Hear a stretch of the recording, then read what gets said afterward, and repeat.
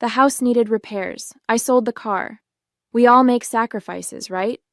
Ronald said with a dismissive shrug, not even looking up from his newspaper. I stood frozen in the driveway, staring at the empty space where my silver SUV should have been parked. The vehicle I'd spent 3 years paying off. The one containing my emergency roadside kit, the family photos I'd been digitizing, and the laptop bag with all my work files. You sold my car? Without asking me? My voice sounded distant, like it belonged to someone else. Ronald finally glanced up, his expression a mixture of annoyance and superiority. Your mother and I discussed it. The roof is leaking, and your car was just sitting there while you were gone. It's not like you were using it. I searched the kitchen for my mother, finding her hunched over the sink, scrubbing a pot with unnecessary vigor. Mom? Did you know about this? She didn't turn around. Ronald handles our finances, sweetie. You know that.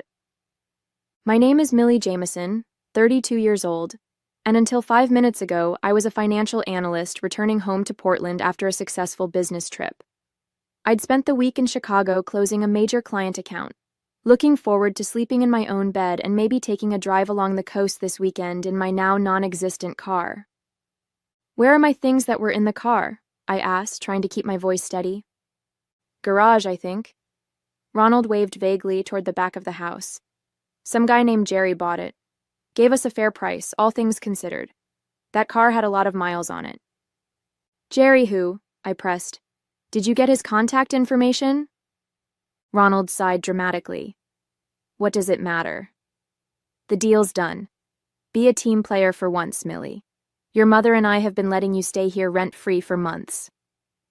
I bit back the reminder that I'd moved in temporarily to help them when Ronald lost his contracting job, that I'd been paying for groceries, utilities, and half their mortgage payment despite having my own apartment that now sat empty, that the rent-free arrangement had been their suggestion when they were facing foreclosure. Instead, I walked silently to the garage, where I found my belongings haphazardly dumped into a plastic storage bin. My laptop was missing. So was the external hard drive containing my backup files. Those electronic things fetched a decent price, too, Ronald called from the doorway, as if reading my thoughts. Jerry threw in an extra $300 for them. Should cover the plumber's bill. As I stared at him, something cold and clear crystallized in my chest. This wasn't just about the car. This was about power, Ronald's need to assert it, and his fundamental belief that anything I owned was ultimately his to dispose of. What he didn't know was how very, very wrong he was. My mother married Ronald Weber 4 years ago, after a whirlwind 6-month courtship that began when he renovated her kitchen. He seemed charming back then, confident, capable, full of big plans and bigger promises. I was 28, living in Seattle and building my career at an investment firm. I flew home for their small wedding, genuinely hoping Ronald would make my mother happy after a decade of loneliness following my father's death. The first signs of trouble appeared just months after the honeymoon. Ronald's contracting business began struggling, with clients complaining about unfinished work and permit violations. He blamed the economy, unreasonable customers, jealous competitors, never himself. Then came the drinking, the gambling debts, the calls from collection agencies that my mother tried to hide from me during our weekly video chats. A year ago, I transferred to my firm's Portland office and moved into my mother's house temporarily when the bank threatened foreclosure. I intended to stay for a month while helping them restructure their finances. 1 month became 3, then 6, as I discovered the true extent of their financial troubles. It's just until Ronald gets back on his feet, my mother would say, her eyes both hopeful and apologetic. I created budgets that Ronald ignored. I paid bills he forgot about. I set up automatic transfers from my account to theirs to cover essential expenses. When I suggested Ronald look for steady employment, rather than chasing elusive contracting jobs, he bristled. I'm not punching a clock for some corporation at my age, he'd declared. I've got prospects lined up. Big ones. The prospects never materialized, but his resentment of my financial contributions grew. He began making snide comments about handouts and temporary assistance, as if I were a government program rather than family. He questioned my spending habits while making unnecessary purchases himself. He borrowed my credit card for gas, then acted offended when I asked him to repay me.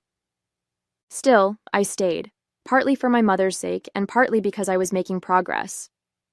Their mortgage was current again. The credit card balances were slowly decreasing. I'd even helped my mother open a separate savings account, encouraging her to rebuild her emergency fund in case Ronald's big prospects never came through. What Ronald didn't know, what I had deliberately kept from him, was that 6 months ago, my mother had added me as a joint account holder on their main checking account. It was supposed to be a practical move, allowing me to handle bills more efficiently while Ronald focused on rebuilding his business. "Let's not mention this to Ronald just yet," my mother had whispered as we left the bank. "He's sensitive about money matters. He might see it as interference." I had agreed, not wanting to create tension in their marriage. Now, staring at the empty space where my car had been, I wondered if that had been a mistake. The next morning, I woke early and checked my bank's mobile app. The deposit from Ronald's sale of my car hadn't appeared yet. I got dressed for work, my movements mechanical as I tried to process the violation I'd experienced and determine my next steps. In the kitchen, my mother was already making coffee, her shoulders tense. "I'm sorry about your car, honey," she said softly. "Ronald should have discussed it with you first." Yes, he should have. I accepted the mug she offered. "Mom, this can't continue. I need my own transportation. I have a job, responsibilities." I know. We'll figure something out. Ronald says once the roof is fixed, he can focus on that bathroom renovation job for the Millers. That should bring in enough for a down payment on a used car for you. The Millers. I'd heard about this supposedly lucrative job for months, yet it never seemed to progress beyond the planning stage. "When is that happening?" I asked. My mother's eyes slid away from mine. "Soon. They're just finalizing some details." Before I could press further, Ronald shuffled into the kitchen, looking pleased with himself. "Morning, ladies," he announced, helping himself to coffee. "Roofer's coming today. Good thing we had that car money, eh, Millie?" I said nothing, which he seemed to take as agreement. "By the way," he continued, "I used your printer last night. Hope you don't mind. Had to get some invoices out." I froze mid-sip. My printer was in my bedroom, which meant he'd entered my private space without permission. Again. "What invoices?" I asked. "Got a line on a new client. Needed to look professional." He tapped his temple knowingly. Business strategy. As I left for work, I noticed fresh tire tracks in the mud beside the driveway, as if someone had driven across our lawn. Our elderly neighbor, Mrs. Patterson, was watering her flowers and waved me over. "I was going to call your mother," she said in a hushed voice. "That man who bought your car came back last night. He and your stepfather were loading things into a truck. I thought you should know." A chill ran through me. "What things?" Mrs. Patterson shrugged. "Couldn't see clearly in the dark. Boxes, some furniture maybe. They were trying to be quiet about it." I thanked her and drove to work in my rental car, my mind racing. What else had Ronald sold? What else was missing that I hadn't yet noticed? During my lunch break, I called the bank where my mother and I held our joint account. The balance was significantly lower than it should have been. "There was a withdrawal yesterday," the representative informed me. $5,000 cash. The roof repair was supposed to cost $1,200. The car had sold for nearly $8,000, according to Ronald. When I returned home that evening, the roofer's truck was nowhere to be seen. No repairs had been started, Ronald's car was gone too, and my mother sat at the kitchen table, her eyes red from crying. "He's gone," she whispered. "Took the money and left. Said he'd be back in a few days once he sorted some things out." I sat beside her, taking her trembling hands in mine. "Mom, what's really going on?" "I think Ronald has a gambling problem," my mother confessed, her voice barely audible. "He's been disappearing with large amounts of money, coming back empty-handed. When I ask questions, he gets defensive or makes up stories about business investments. The admission explained so much: the chronic money shortages despite my contributions, Ronald's erratic behavior, the mysterious business prospects that never materialized. "How long have you known?" I asked gently. "Suspected for months, known for certain, about 3 weeks. I found IOUs in his wallet from someone named Vince. Thousands of dollars." She looked up, her eyes haunted. "I confronted him. He promised to stop, to get help. He seemed sincere. Then your car—" "He sold my car to pay a gambling debt," I concluded flatly. My mother nodded miserably. "Probably, and now he's taken the money from our account too." I spent the weekend helping my mother piece together the extent of Ronald's deception.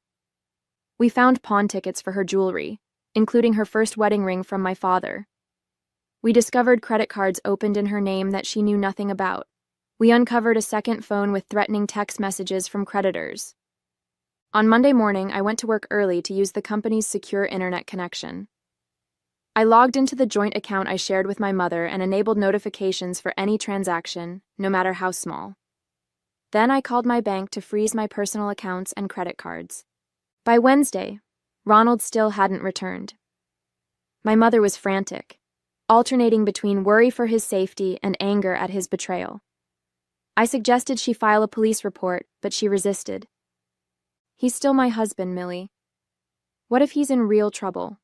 What if someone's threatening him?" Her loyalty, even now, was both admirable and frustrating. I focused instead on practical measures, helping her close vulnerable accounts and document what was missing. Thursday night, my phone pinged with a transaction alert: a $2,000 withdrawal from our joint account, made at an ATM in a neighboring town. I showed my mother the notification with grim satisfaction. "At least now we know he's alive." She nodded, relief battling with betrayal in her expression. "What do we do now?" "We protect what's left," I decided. "First thing tomorrow, we're going to the bank." The bank manager's office was quiet and discreet as my mother signed the paperwork to remove Ronald from her accounts. She'd brought identification, marriage certificate, and bank statements. Everything needed to assert control over her finances. "I'll need to close this joint account entirely," she explained to the manager, "and open a new one with just myself and my daughter as authorized users." The manager nodded sympathetically. "That's perfectly understandable, Mrs. Weber. We can make that happen today." As we were completing the paperwork, my phone rang. Ronald's number. I stepped outside to take the call. "Where the hell is my money?" he demanded without preamble. "I tried to make a withdrawal and the account's frozen." "Where's my car?" I countered. "And my laptop? And my mother's retirement fund?" "Don't get smart with me," he snarled. "I needed that money for an important business opportunity. Your mother understood that," she agreed. "No, she didn't. She never agreed to any of this." "Put her on the phone," he demanded. "This is between me and my wife." "She's busy right now, closing your access to her accounts, actually." There was a moment of stunned silence before Ronald's voice turned cajoling. "Look, Millie, I know how this must seem, but I'm about to turn everything around. I've got a sure thing this time. Double or triple our investment. We just need to trust each other here." His practiced smoothness, the easy lies, I could finally hear them clearly, and I could see how they had worked on my mother for so long. "Come home, Ronald," I said, matching his reasonable tone. "Let's talk this through like family." "That's more like it," he replied, audibly relieved. "I'll be there tonight. We'll sort everything out." As I ended the call, I felt a grim resolve solidify within me. Ronald was coming home, thinking he could talk his way out of this, manipulate us again. He thought he'd found another opportunity to exploit our trust. Instead, he was walking into a reckoning. Ronald arrived that evening with flowers for my mother and a box of expensive chocolates for me, peace offerings purchased with our money. He entered the house with the confidence of someone who had escaped consequences all his life. "Ladies, I know I have some explaining to do, he began, his practiced charm on full display. But first, I want to apologize for the worry I caused. My mother sat stiffly on the couch, her hands clasped tightly in her lap. I remained standing, watching him perform his contrition with a detachment that felt almost clinical. I made a mistake, he continued. A serious one. But I've learned my lesson. In fact, I've already taken steps to make things right. From his jacket pocket, he produced a check and handed it to me with a flourish. For your car, it's not the full amount yet, but it's a start. I know how much that vehicle meant to you.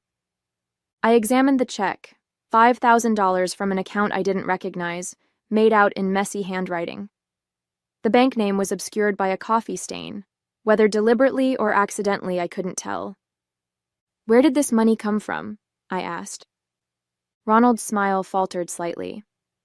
A business associate. He owed me for some consulting work. Which associate? You wouldn't know him.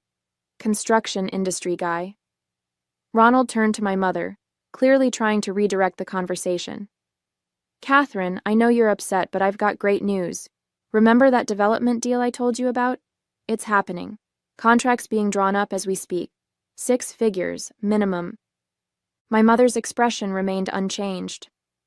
You said that 3 months ago about the West Side project, and before that, the restaurant renovation. This is different, Ronald insisted. It's a sure thing. I decided to test a theory. Is Vince involved in this deal? Ronald froze momentarily before recovering. Vince? No. This is with Henderson Properties, totally legitimate. Interesting, I said, because there is no Henderson Properties in Portland. I checked. The facade cracked just slightly, a tightening around the eyes, a forced chuckle. Not Portland. They're based in Seattle, expanding to our market. I pulled out my phone and showed him the screen, a banking app displaying a balance of $0 in the joint account he had shared with my mother. Looking for this? I asked quietly. His expression darkened. What did you do? Protected my mother's assets. The account is closed. You had no right? Ronald's charm evaporated, replaced by indignation. That's my money too. Actually, it wasn't, I replied calmly. Mom opened that account with her inheritance long before she met you. You were added as a joint holder, but the funds were hers, and what little you contributed was more than offset by what you withdrew for gambling. Ronald turned to my mother, switching tactics again. Catherine, are you going to let her talk to me like this? I'm your husband. My mother took a deep breath. I found the pawn tickets, Ronald. For my mother's jewelry. For James's wedding ring. James, my father. The mention of his name seemed to catch Ronald off guard. I can explain that, he began. And I found these, she continued, placing a stack of papers on the coffee table. Credit card statements for accounts in my name that I never opened. That's identity theft, Ronald. His face flushed with anger. You're overreacting. Married couples share finances. I was handling things. By selling my daughter's car? By gambling away our savings? My mother's voice rose slightly. By lying to me for years? Ronald stood abruptly. I don't have to listen to this. I made some mistakes, sure, but I'm still the man of this house. As he moved toward the door, I stepped into his path. Before you go, there's something else you should know. I handed him a folder containing documents my mother and I had carefully prepared. Bank statements showing the pattern of withdrawals coinciding with his gambling activities, credit reports revealing the fraudulent accounts, and finally, a formal statement my mother had filed with the police that morning. Not a missing person report, but a complaint of financial exploitation and fraud. What is this? He demanded, flipping through the pages. Evidence, I replied simply. Of everything. Ronald's face contorted with rage. You scheming little... He stopped himself, visibly forcing a calmer demeanor. This proves nothing. It'll be your word against mine. Actually, came a new voice from the dining room doorway. It won't be. My cousin Brent, a police detective, stepped into view, along with a uniformed officer I didn't recognize. Ronald's expression shifted from shock to calculation to a desperate, ugly anger as he realized he'd been outmaneuvered. In that moment, I saw him clearly for what he truly was. Not a charming entrepreneur with bad luck, but a predator who had targeted my vulnerable mother and never expected to be held accountable. "Ronald Weber," Brent said formally, "we'd like you to come downtown to answer some questions."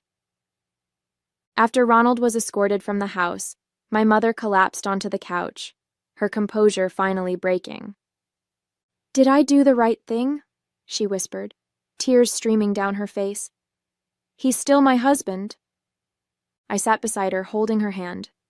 "You did the brave thing, the necessary thing." Brent returned an hour later with news. Ronald was being held for questioning related to financial fraud and identity theft. A search of his car had revealed my stolen laptop, along with financial documents belonging to at least 2 other women, previous victims, presumably. "It's not your fault," Brent told my mother gently. "Men like Ronald are practiced manipulators. They target kind people, especially widows with assets." The next morning brought a new shock. Brent called to inform us that Ronald had been released on bail, paid by someone named Vincent Barone, the same Vince from the IOUs we'd found. "A known associate of some problematic characters," Brent explained cryptically. "We're keeping an eye on the situation, but I'd suggest you both stay somewhere else for a few days, just as a precaution." We packed overnight bags and checked into a hotel across town. That evening, my phone rang with a call from our neighbor, Mrs. Patterson. "There's a truck at your house," she reported nervously. "Men are loading furniture into it." I thanked her and immediately called Brent, who promised to send officers to investigate. 20 minutes later, he called back. "Ronald and 2 associates were removing items from the house," he confirmed. "They claimed Ronald was just collecting his personal belongings, which he has a legal right to do until divorce proceedings formalize the separation of assets." "What did they take?" my mother asked when I relayed this information.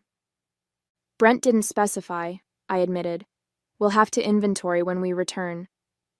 When we were allowed back home 2 days later, the extent of Ronald's vindictiveness became clear. He had taken not just his clothes and personal items, but also electronics, kitchen appliances, and even family photos, things he knew had sentimental value to my mother. Most concerning, her filing cabinet had been emptied, potentially including sensitive financial and identity documents. "This feels like punishment," my mother said, surveying the half-empty house. "For standing up to him." "It is," I agreed. "But it also means he's scared. He's lashing out because he knows we have evidence against him." That evidence, however, was now at risk. Many of our carefully gathered documents had been in the filing cabinet. Without them, the case against Ronald would be significantly weakened. I called Brent in a panic. "He took our evidence." "Not all of it," Brent reassured me. "The formal statements and copies of the key documents are safe with us, but anything you had at home?" I hung up and sat heavily on the stripped couch, trying to think. What else did we have? What else could we use? Then it hit me. "Mom, remember that safety deposit box Dad insisted you keep? The one with your important documents?" Her eyes widened. "At First National. I haven't accessed it in years." The next morning, we were at the bank when it opened. The safety deposit box contained exactly what we needed: original copies of my mother's financial documents from before her marriage, including statements from the 1950s, accounts Ronald had drained, the property deed showing the house belonged solely to my mother, and most crucially, a thumb drive my father had apparently left behind. The drive contained a detailed accounting system, my father's meticulous financial records, which my mother had continued updating out of habit for years after his death. It showed every deposit, every withdrawal, and every transaction in accounts Ronald had accessed. It was a complete financial history that would definitively prove which assets belonged to my mother before marriage, and trace exactly how Ronald had systematically exploited them. Dad was always organized, I said softly, scrolling through the files. He always said good records were the best protection. My mother squeezed my hand. He would be so proud of you, Millie. With the retrieved evidence securely copied and provided to Brent, we returned home to find Ronald waiting in our driveway. Ronald leaned against his car, a calculated casualness in his posture. When he saw us, he straightened, adjusting his jacket with the nervous gesture I'd come to recognize as his tell. "Catherine, we need to talk," he called as we approached, alone. My mother's steps faltered, but she didn't stop walking. "Anything you have to say, you can say in front of Millie." His expression hardened. "This is between husband and wife." "Not anymore," she replied, her voice steady. "My lawyer filed separation papers this morning." This clearly wasn't the reception he'd expected. Ronald's charm offensive switched on immediately. "Look, I know things got out of hand, but we can work this out. That detective has it all wrong. I was just trying to protect our assets, manage things properly." "By stealing my identity?" my mother asked. "By pawning my wedding ring from James?" Ronald's eyes flicked to me, his expression darkening. "This is her doing, isn't it? Turning you against me. She's always been jealous of our relationship." I said nothing, letting my mother handle this last confrontation in her own way. "No, Ronald, this is your doing." She withdrew a folded paper from her purse and held it out. "This is a restraining order. You're not welcome here anymore." He ignored the document, his face flushing with anger. "You can't do this. Half of everything is mine by law." "Actually," I interjected, "that's not how it works when fraud is involved. Everything you took from accounts that existed before your marriage? That's theft. The credit cards you opened in Mom's name? That's identity theft. The documented pattern of financial exploitation of a widow? That's elder abuse." Ronald's composure cracked completely. "You think you're so smart, don't you? With your fancy financial job and your little spreadsheets? You've got no idea who you're dealing with." "We know exactly who we're dealing with," I replied calmly. "And so do the police, the district attorney, and the 3 other women who've come forward since your arrest." That stopped him cold. "What women?" "What are you talking about?" My mother stepped forward, a strength in her posture I hadn't seen in years. "Take the restraining order, Ronald. And if you ever come near my daughter or me again, I'll personally make sure you spend the next decade in prison." In the weeks that followed, Ronald's carefully constructed world collapsed completely. The district attorney charged him with multiple counts of fraud, identity theft, and financial exploitation. His gambling debts caught up with him when Vince Barone, revealed to be a loan shark with connections to organized crime, decided Ronald was more liability than asset. My mother filed for divorce, with a detailed accounting of Ronald's financial abuses, ensuring she retained the house and all assets that were rightfully hers. 3 other women, all widows around my mother's age, came forward with similar stories of exploitation, creating a pattern of predatory behavior that the prosecutor was eager to highlight. Most satisfyingly, my car was located and returned through an investigation of the fraudulent sale. My laptop was recovered too, its contents providing even more evidence of Ronald's schemes. 6 months later, Ronald accepted a plea deal. 5 years in prison, restitution to all victims, and a permanent record that would prevent him from ever targeting vulnerable women again. The night after his sentencing, my mother and I sat on her porch swing, watching the sunset with glasses of wine in hand.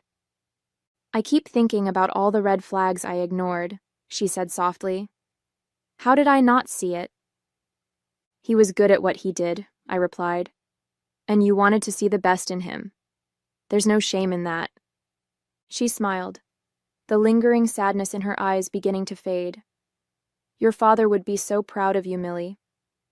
"I know I am." I thought about the invisible line Ronald had crossed, the moment he'd decided my car, my possessions, my very autonomy were his to control. He'd never imagined I would draw a different line, one he couldn't manipulate or erase. "I'm proud of us both," I said, clinking my glass against hers. Here's to new beginnings. The house still needed a new roof, but now, for the first time in years, it truly felt like home again.